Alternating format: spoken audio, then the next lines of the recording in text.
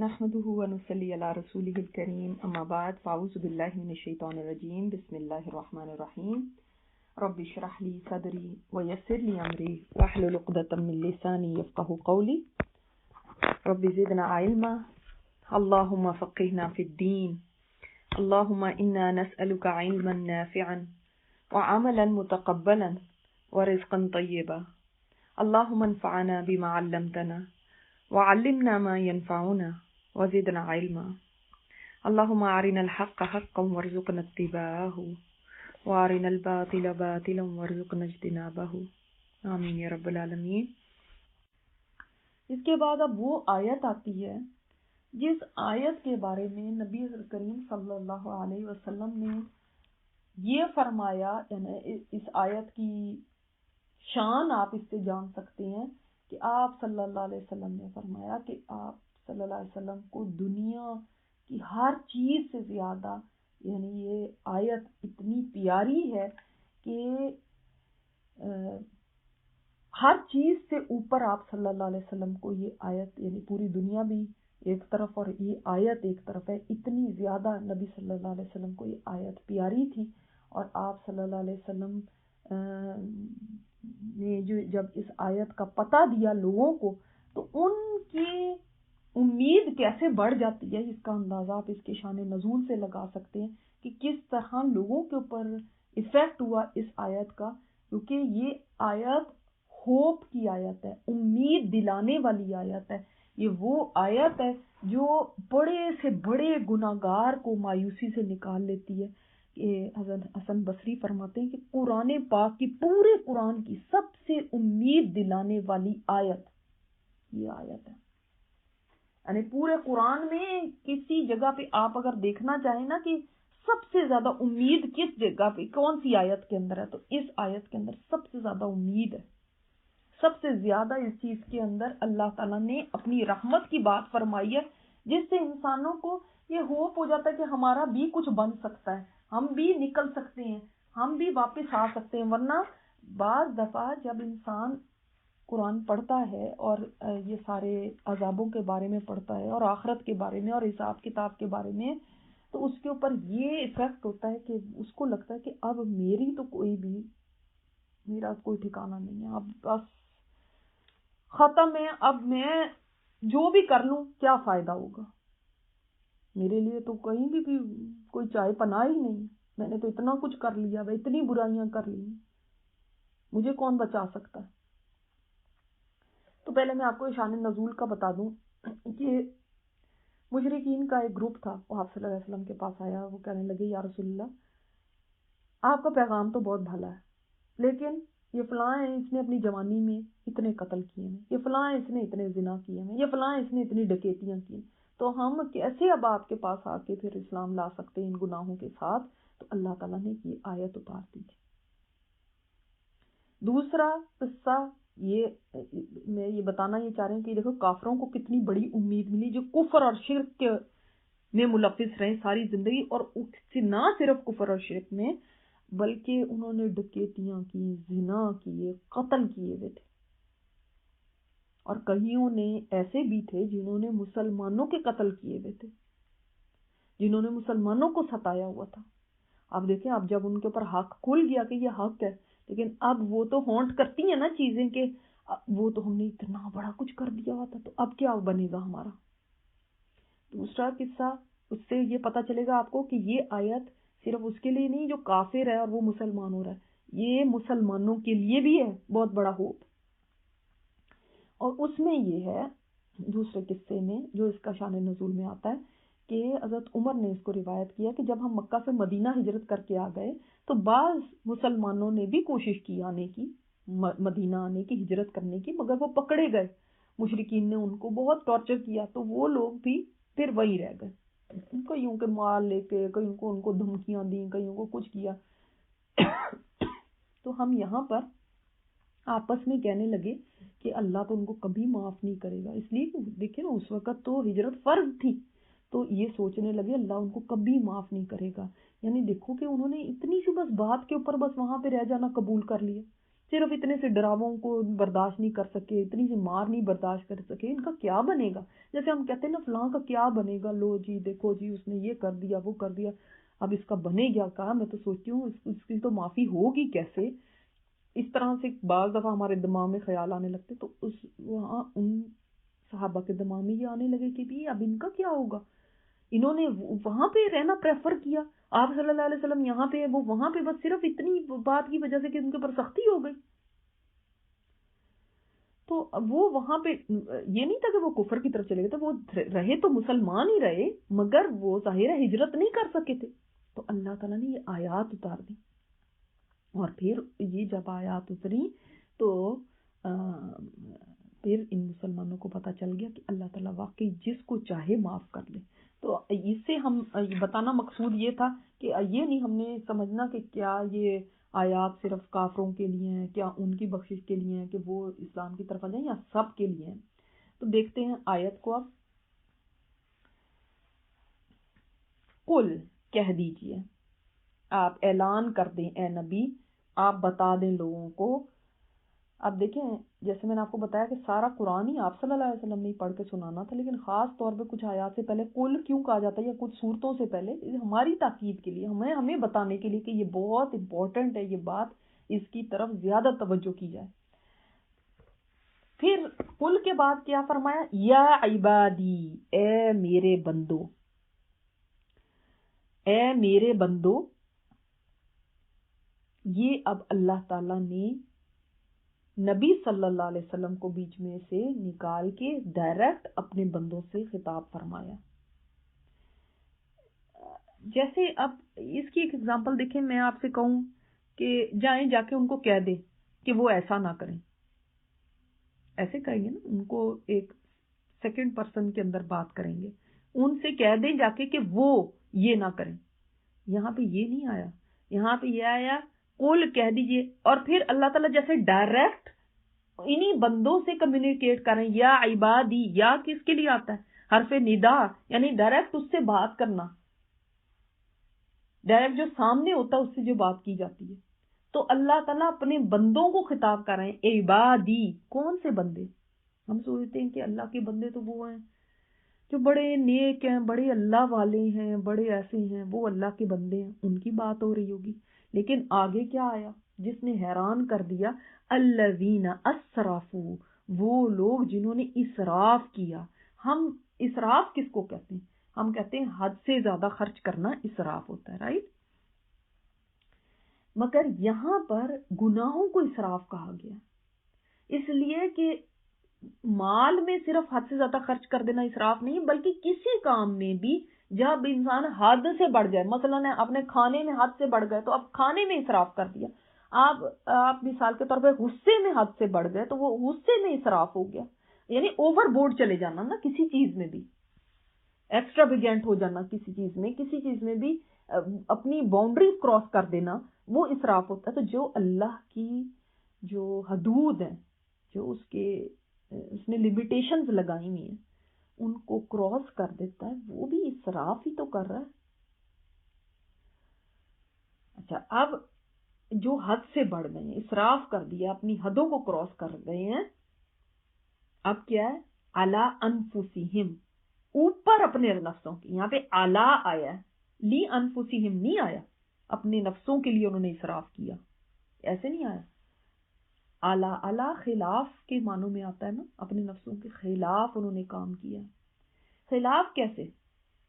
یہاں پہ اس بات کو سمجھا دیا گیا ہمیں کہ انسان جب گناہ کرتا ہے تو وہ اپنے خلاف جا رہا ہوتا ہے، اپنے ہی لیے برا کر رہا ہوتا ہے، اللہ کو اس سے کوئی نقصان ہوتا ہے، یہاں کسی اور کو نہیں نقصان، کسی اور کا خسارہ نہیں ہے، وہ اپنے لیے خسارہ کر رہا ہے۔ پہلے ہم الفاظ کو سمجھ لیں، پھر اس کے بعد ہم اس کی ڈیٹیل میں آئیں گے۔ تو اس چیز کو سمجھیں، ایک ایک لفظ کو، کہ یہاں پہ یہ کیوں آیا، یہ کیوں آیا۔ تو علی انفسہم، انہوں نے اپنی جانوں کو بھی کوئی خسارے میں ڈال دی، جیسے آدم علیہ السلام فرماتے ہیں نا، ربنا ظلمنا انفسنا، اب کس پہ ظلم کیا؟ اپنے اوپر ظلم کر لیا، وہ تو انہوں نے پھل کھایا تھا، اپنے اوپر ظلم کیسے؟ اس لیے کہ اللہ کی نافرمانی کر کے انسان اپنے آپ کو سزا کا مستحق ٹھہرا لیتا ہے، تو اپنی جان پہ ہی ظلم کیا نا، کسی اور نے تو نہیں اس کی سزا بھگتنی۔ اچھا پھر آگے لا تقنطوا، نہ تم مایوس ہونا. قنوت وہ مایوسی ہے کہ کوئی امید باقی نہ رہ جائے، کوئی ہوپ نہ ہو اس کو. کس سے؟ لا تقنطوا من رحمت اللہ، اللہ کی رحمت سے. اللہ کی رحمت سے تم مایوس نہ ہو جانا کہیں. ابراہیم علیہ السلام نے فرمایا تھا نا کہ اللہ کی رحمت سے تو صرف کافر ہی مایوس ہو سکتے ہیں. حدیث میں تو آتا ہے کہ اگر کافر بھی جان لے کہ اللہ تعالیٰ کی رحمت کتنی ہے، اس کی رحمت کی وسعت کو کافر جان لے نا، اس کو تو پتہ ہی نہیں ہے، اگر وہ جان لے تو اس کو بھی امید لگ جائے کہ وہ بھی پار ہو جائے گا. اتنی زیادہ اللہ تعالیٰ کی رحمت ہے. تو اللہ تعالیٰ نے یہاں پہ اپنے ان بندوں کو خطاب فرمایا ہے جو بندے گناہ کر بیٹھے ہیں، اپنی جانوں پہ ظلم کر بیٹھے ہیں، اسراف کر بیٹھے ہیں. اب فرمایا کہ تم نہ مایوس ہونا اللہ کی رحمت سے. دیکھیں اس میں اللہ تعالیٰ کی رحمت کے اوپر بھی اتنا پیار آتا ہے، اور اپنے نبی صلی اللہ علیہ وسلم پہ بھی. نبی صلی اللہ علیہ وسلم تو گناہوں سے پاک تھے، وہ تو معصوم تھے، لیکن جب وہ فرماتے کہ مجھے ساری دنیا اور اس کی ہر چیز ملنے سے اتنی خوشی نہیں ہوئی جتنی اس آیت کے نازل ہونے سے ہوئی ہے، تو اندازہ کریں کہ ان کو کتنی زیادہ یہ خوشی کہ میری جو امت ہے، میری جو لوگ ہیں، انسان ہیں، وہ کسی طرح اللہ کی رحمت میں آ جائیں اور ان کی بخشش ہو جائے. اتنی زیادہ ان کو اس بات سے خوشی ہے کہ فرمایا پوری دنیا مل جائے اتنی خوشی نہیں ہے، اس کی ہر چیز ملنے پہ خوشی نہیں. کیا ہمیں بھی ایسی ہمدردی ہوتی ہے کسی، اور وہ بھی کسی مومن کی بات نہیں، ایسی کی بات نہیں ہو رہی کہ جو کہ بہت نیک پارسا عبادت گزار ہے، یہ گناہ گاروں کی بات ہو رہی ہے.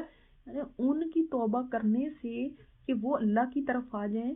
آپ صلی اللہ علیہ وسلم کو کیا ملے گا، لیکن آپ صلی اللہ علیہ وسلم کو کتنی خوشی ہے. یہ ہوتی ہے بات ایمان والوں کی کہ وہ خوش ہوتے ہیں یہ دیکھ کے کہ لوگ اللہ کی طرف آ جائیں. ان کو دکھ ہوتا ہے اس بات سے جب لوگ اللہ سے دور جاتے ہیں. یہ تو ایک بات سائڈ کی ہو گئی نا. اب دوسری یہاں پہ کیا بات ہے، ان سارے لوگوں کو اللہ تعالیٰ امید دلا رہے ہیں کہ دیکھو تم نے چاہے اپنی جانوں پہ کتنا ظلم کر لیا، چاہے تم کافر ہو، چاہے تم مشرک ہو، یا ایون چاہے کہ تم مسلمان ہو، لیکن تم نے اپنے آپ کو اس مصیبت میں ڈال دیا کہ گناہ کر بیٹھے ہو. تو دیکھو یا عبادی، یہ لفظ بتا رہے ہیں کہ بندے تو تم بھی میرے ہی ہو نا، چاہے تم نے اپنی جانوں پہ ظلم ہی کیوں نہ کیا ہو، تم بھی میرے ہی بندے ہو. اللہ تعالیٰ نے ان کو اپنے سے ڈس ایسوسیٹ نہیں کیا. یہ کتنے گناہ گار، اچھا ہم تو ذرا سا کسی کا کوئی بات دیکھ لیتے نا تو کتنے وہ باتیں کرتے ہیں کہ بس نہیں پتہ نہیں یہ کتنے خراب، اور یہ اور ان سے نفرت اور ان کو برا بھلا کہنا، اور ہرس نہیں رکھتے کہ کوئی خیر خواہی کے ساتھ یہ چاہے کہ یہ واپس اللہ کی طرف پلٹ آئے. اللہ تعالیٰ اتنے گناہ گاروں کو بھی فرماتے ہیں یہ بھی میرے ہی بندے، یا عبادی، یہ بھی میرے، تم بھی میرے ہی ہو. کتنی بھی دور انسان چلا جائے ہے تو وہ بھی اللہ کا ہی نا. اللہ تعالیٰ ایسے اپنے بندوں کو بلا رہے ہیں کہ میرے بندوں تم میری رحمت سے مایوس نہ کہیں ہو جانا. تم تقنا تو میں نے بتایا نا کہ امید بالکل ختم ہو جائے. ڈپریشن میں جب انسان چلا جاتا ہے ایسے کہ اس کو یہ لگے کہ اب کوئی راستہ نہیں ہے، اب میری تو معافی ہونی ہی نہیں ہے، تو تم اس طرح سے نا امید نہ ہو جانا. دیکھیں قنوت میں ایسے ہے کہ انسان پھر نہ کسی کام کو کرنے کے قابل بھی نہیں رہتا، اس لیے کہ اس کو لگتا ہے کہ اب میں اتنی دور نکل آیا ہوں کہ اب میں نے نیکی کیا کرنی، میری نیکی کون سی اب قبول ہونی ہے، میں نے اتنے گناہ کر دیے، اب میرا تو کوئی فائدہ ہی نہیں ہے کہ میں کوئی نیکی کا کام کروں. یہ فیلنگ جب انسان کے اندر آ جاتی ہے، اللہ تعالیٰ نے فرمایا نہ یہ کبھی نہ سوچنا کہ واپسی نہیں ہے، واپسی ہے. اللہ تعالیٰ گویا اپنا رحمت کا در پھیلائے، اپنا رحمت کی چادر پھیلائے ہوئے ہے، اپنے در کو کھولے ہوئے ہے کہ میرا دروازہ تمہارے لیے کھلا ہوا ہے، تم پلٹ آؤ، مایوس نہ ہو۔ اب دیکھیں جب انسان مایوس ہو جاتا ہے نا تو اس کو کچھ کرنے کے قابل نہیں رہتا۔ شیطان انسان کو ایسا مایوس کر دیتا ہے، وہ کہتا تجھے دیکھ تو صحیح، اتنا تو نے قرآن پڑھ لیا، ابھی تک تو تم ٹھیک ہوئی نہیں، کیا فائدہ اب اور پڑھنے کا، چھوڑ دو اس کو، تو تم ٹائم ہی ویسٹ کر رہی ہو نا۔ کبھی شاید آپ کے ذہن میں یہ بات آتی ہو، اب ہم نے اتنے پارے پڑھ لیے، ہم تو ٹھیک ہی نہیں ہوئے، آئے ہم تو ایسے ہے ہی نہیں جیسے وہ نیک لوگ ہوا کرتے تھے۔ دیکھیں وہ نیک لوگ جو صحابہ تھے وہ آپ صلی اللہ علیہ وسلم کی صحبت میں تھے، آپ صلی اللہ علیہ وسلم کی صحبت میں بھی تھے، تب بھی سب ابو بکر صدیق نہیں تھے، تب بھی سب عمر نہیں تھے، تب بھی سب عثمان نہیں تھے، دوسرے صحابہ بھی تھے، سب کا ایمان ڈیفرنٹ تھا، سب کا لیول ڈیفرنٹ تھا۔ ہم تھوڑا سا ایک دفعہ قرآن پاک پڑھ کے سوچتے ہیں کہ ہم بس بالکل پارسا ہو جائیں، ایسا نہیں ہے پاسبل۔ یہ مسلسل محنت کا میدان ہے، اس میں گریں گے پھر اٹھیں گے، پھر گریں گے پھر اٹھیں گے، مگر شرط یہ ہے کہ گر کے اٹھ جاؤ، گرے ہی نہ رہو کہ اب تو گر ہی گئے ہیں، بار بار تو گرتے جا رہے ہیں، اٹھنے کا فائدہ کیا۔ جب غلطی ہو جائے پلٹ آؤ، واپس توبہ کر لو، واپس آ جاؤ، پھر ہو جائے پھر کر لو۔ شیطان کہتا تو اتنی دفعہ توبہ کر چکی، اب کیا فائدہ۔ اور واقعی آنے لگتا ہے کہ ہم تو کبھی چینج ہوتے ہی نہیں، اتنا قرآن پڑھ پڑھ کے، اتنے درس سن کے، اتنی کلاسیں لے کے، بس کچھ فائدہ نہیں ہے ہمارا تو۔ ویسے اسے تو بہتر تھا ہم کوئی نوکری کر لیتے، 4 پیسے ہی مل جاتے۔ شیطان کتنے خیالات ذہن میں ڈالتا ہے۔ یہ مایوسی جو ہے یہ پھر انسان کو دور سے دور ہی لے جاتی ہے، پھر انسان اللہ کی طرف نہیں آتا، کیونکہ اس کو پتا ہے وہ تو وہاں پہ جا کے کیا فائدہ، میں نے واپس پھر میں نے غلطی کر لینی ہے، پھر میرے سے یہی ہو جانا ہے، فائدہ کیا ہوگا۔ اللہ کہتا نہیں، کتنا بھی کر لیا واپس پلٹ آؤ، پھر ہو جائے گا پھر پلٹ آنا۔ دروازہ یہ کھلا ہوا ہے، کب تک کھلا ہوا ہے؟ جب تک موت نہیں آ جاتی، جب تک موت دکھائی نہ دینے لگے نا، جب تک یہ حلق میں نہ آ جائے جان، تب تک در کھلا ہوا ہے اللہ کا، تب تک توبہ قبول ہے، یا سورج مغرب سے نہ نکلا۔ یہ 2 چیزیں ہیں، دونوں میں سے جو پہلے آ گئی وہ پھر توبہ کا دروازہ بند کر دے گی۔ ہم ابھی زندہ ہیں، شکر ہے، زندگی کی جو نعمت ہے، بعض دفعہ ہمیں قدر نہیں ہوتی اس کی کہ ہمیں زندگی کی کتنی بڑی نعمت ملی ہوئی ہے۔ سب سے زیادہ جو فوت ہو جاتے ہیں ان کے اوپر یہ چیز کا مجھے وہ ہوتا ہے کہ اب ان کے لیے توبہ کا دروازہ بند ہو گیا، اب یہ کبھی توبہ نہیں کر سکتے جتنا مرضی چاہیں، لیکن ہمارے لیے ابھی توبہ کا دروازہ کھلا ہوا ہے۔ تو جب انسان قنوت پہ پہنچ جاتا ہے نا، ایسی مایوسی پہ کہ پھر وہ بس ہاتھ پیر چھوڑ دیتا ہے، جس کو ہم کہتے ہیں اب وہ کوئی خیر کی امید نہیں اس کو رہی، یہ چیز اللہ تعالیٰ کو اتنی بری لگتی ہے، اتنی بری لگتی ہے، کیونکہ اسی لیے فرمایا نا کہ یہ ابراہیم علیہ السلام کیا فرماتے ہیں کہ یہ کافر ہی ہے جو اللہ کی رحمت سے مایوس ہو سکتا ہے۔ یہ اتنا بڑا گناہ ہے کہ آپ صلی اللہ علیہ وسلم نے فرمایا کہ بڑا گناہ یہ ہے کہ کوئی اللہ کے ساتھ کسی کو شریک کرے اور اللہ کی رحمت سے مایوس ہو جائے، یہ بڑا گناہ، یہ بڑے گناہوں میں سے ہے۔ کیوں؟ اس لیے کہ تم نے اللہ تعالیٰ کے ساتھ اتنی نیگیٹو تھنکنگ رکھی ہے، اتنا گھٹیا خیال تم نے اللہ کے ساتھ رکھا کہ وہ ایسا بخیل ہے، کہ وہ ایسا ہے کہ کبھی معافی نہیں کرے گا۔ یہ کتنی گھٹیا بات ہے تم نے اللہ کے ساتھ ایسوسیٹ کر دی۔ اللہ اکبر۔ اس لیے اللہ تعالیٰ نے یہاں پہ امید دلائی ہے کہ دیکھو کبھی اللہ تعالیٰ کے در سے نا امید ہو کے دور نہ چلے جانا۔ ایون وہ جس کی حدیث کے اندر آتا ہے، وہ آپ سب نے سنی ہوگی کہ 99 قتل کر کے بھی جو بندہ ایسا تھا کہ جب اس نے یہ سوچا کہ میں اب اللہ کے سامنے توبہ کر لوں، تو وہ بنی اسرائیل کے ایک عابد کے پاس گیا، اس سے پوچھا کہ کیا میرے لیے کوئی توبہ ہے؟ اس نے کہا نہیں۔ تجھے توبہ کس بات کی ملے گی؟ 99 قتل کر چکا تو۔ اس نے کہا چل پھر تو بھی جا، اس نے اس کو بھی قتل کر دی۔ پھر وہ ایک عالم کے پاس گیا، یاد رکھیں پہلے عابد کے پاس گیا تھا، اب ایک عالم کے پاس گیا، اس سے پوچھا بتاؤ میری میری توبہ کیا ہو سکتی ہے؟ اس نے کہا ہاں ہو سکتی ہے، بس یہ ہے کہ تم یہاں سے نیکوں کی بستی میں موو ہو جاؤ، تم یہاں سے چلے جاؤ۔ تو چنانچہ یہ اس گاؤں کی طرف چلا جہاں نیک لوگ رہتے تھے، لیکن راستے میں موت آ گئی۔ اب رحمت اور عذاب کے فرشتوں میں آپس میں اختلاف ہو گیا۔ اس سے پتہ چلتا ہے کہ یہاں تو انسان کو روح کو لینے کے لیے رحمت کے فرشتے آتے ہیں یا عذاب کے آتے ہیں۔ ان میں کیا اختلاف ہوا کہ دونوں کہہ رہے ہیں کہ ہم نے اس کی جان نکالنی، ہم نے اس کی روح لے کے جانی ہے۔ اللہ عز و جل نے ان کے درمیان کیا فیصلہ فرمایا؟ زمین کو ناپ لو، جس طرف کو زمین کم ہوگی، اگر نیکوں کی بستی کی طرف کم ہوگی تو رحمت کے فرشتے لے کر جائیں گے، اگر بدوں کی بستی کی طرف کم ہوگی تو پھر وہ فرشتے لے کے جائیں گے عذاب والے۔ تو صرف ایک بالشت بھر نیکوں والی بستی کے وہ قریب ہو گیا۔ وہ کس طرح؟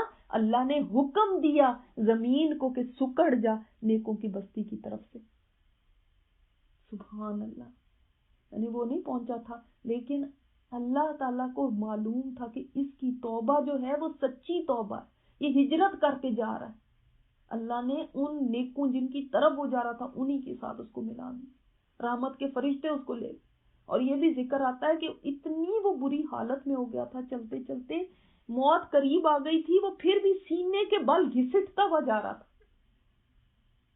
تو اللہ تعالیٰ دیکھنا چاہتا ہے کہ کون کتنے سچے دل کے ساتھ توبہ کر رہے ہیں۔ اللہ تعالیٰ نے اس کی دیکھیں شان غفاری کہ وہ جو اللہ کو گالی دیتے ہیں، کہ اللہ کا بیٹا قرار دیتے ہیں عیسیٰ علیہ السلام کو، ان کو بھی مغفرت کی طرف بلایا۔ جو حضرت عزیر کو اللہ کا بیٹا کہتے ہیں ان کو بھی مغفرت کی طرف بلایا۔ جو یہ کہتے ہیں کہ یہ بت اللہ کے شریک ہے ان کو بھی مغفرت کی طرف بلایا۔ جنہوں نے مسلمانوں کو قتل کر دیا تھا ان کو بھی اللہ تعالیٰ نے انوائٹ کیا کہ آ جاؤ میری طرف۔ تم اللہ کو کیسا پاؤ گے؟ تم آؤ تو صحیح۔ ان اللہ یغفر الذنوب جميعا، اللہ سارے کے سارے گناہ معاف کر دیتا ہے، تمام گناہوں کو معاف کر دیتا ہے۔ کون کہتا ہے کہ یہ والا گناہ نہیں اس کا معاف ہو سکتا؟ اب نہیں تیرا کبھی کوئی گناہ معاف ہونا، انسان نہیں چھوڑیں گے آپ کو۔ وہ کہیں گے 900 چوہے کھا کے بلی حج کو چلی، تیرا پتا ہے ہمیں تو کیا تھی اور اب کیا بڑی بن کے بیٹھ گئی ہے، تو بڑی نیک بنتی ہے اب۔ یہ انسان کہیں گے، اللہ نہیں کہتا، یہ اللہ نہیں کہتا۔ اللہ تعالیٰ فرماتا ہے ذنوب ذنب کی جمع ہے، گناہوں کو۔ اللہ اگر یہ فرما دیتے ان اللہ یغفر الذنوب تو اتنا بھی کافی تھا، اللہ معاف کر دیتا گناہوں کو۔ اللہ تعالیٰ نے اضافہ فرمایا جمیعا، سارے کے سارے۔ ذنوب تو پہلے بھی گناہ ہیں، پلورل ہے، جمع ہے، لیکن اللہ تعالیٰ نے فرمایا جتنے بھی گناہ ہیں ایسے ہی دیکھ لیں۔ اور یہاں پہ سیئات نہیں فرمایا، ذنوب فرمایا۔ سیئات بڑے گناہوں کو، بڑی بڑی گناہوں کو کہتے ہیں، ذنوب اس کے اندر چھوٹے بھی گناہ ہیں، ایسے سمجھ لیں۔ یہ نہیں فرمایا کہ سیئات کو معاف کر دے گا، تو انسان سوچتا بڑے گناہ تو معاف ہو جائیں گے، چھوٹوں کا کیا بنے گا۔ اللہ تعالیٰ نے فرمایا اس نے تیری سلیٹ سے سبھی معاف کر دینے، چھوٹے چھوٹے دھبوں کو بھی وہ دھو دے گا، تو بڑے دھبے تو دھل ہی جائیں گے نا۔ ایک دیکھیں، ایک بورڈ ہے، ایک سلیٹ ہے، اس کے اوپر سے چھوٹی چھوٹی سیاہیاں، چھوٹے چھوٹے نقطے بھی کوئی صاف کر دے تو بڑے تو صاف ہو ہی جانے۔ اللہ نے سارے ہی معاف کر دینے ہیں، چھوٹے کیا بڑے کیا، کسی نے بڑے کیے ہوں یا چھوٹے کیے ہوں، سب معاف، ایک بھی گناہ نہ چھوڑے گا وہ۔ لیکن شرط کیا ہے کہ انسان توبہ کرے تو صحیح، آئے تو صحیح، پلٹے تو صحیح۔ وہ کیا اللہ کو پائے گا؟ انہ هو الغفور الرحیم، بے شک وہ یہ غفور ہے، رحیم ہے۔ غفور کون؟ جو کور کر دے گناہوں کو، کہ گناہ کو وہ ایسا ڈھانپ دے گا کہ کسی کو پتہ بھی نہ چلے کہ اس نے یہ گناہ کیا ہے، یعنی وہ پردہ بھی رکھ لے گا، لوگوں سے بھی پردہ رکھ لے گا۔ انسان کہتا ہے اچھا چلو اللہ تو معاف کر دے گا، لوگوں کے سامنے تو کتنی شرمندگی ہوگی، لوگ سارے دیکھیں گے۔